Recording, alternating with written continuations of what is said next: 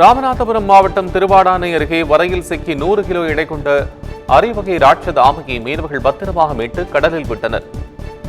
ராமநாதபுரம் கடற்கரையில் சமீப காலமாக பெருந்தரை பச்சை ஆமைகள் இறந்து கரை புரங்குவதால் அரிய வகை கடல் ஆமைகளை பாதுகாப்பதில் அக்கறை காட்ட வேண்டும் என மீனவர்களுக்கு வனத்துறை அதிகாரிகள் அறிவுறுத்தி வருகின்றனர்.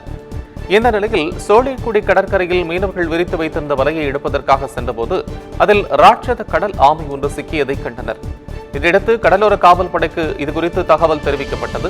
பின்னர் நீண்ட நேரம் போராடி வலையை அறுத்து மீட்கப்பட்ட ஆமை கடலில் பத்திரமாக விடப்பட்டது.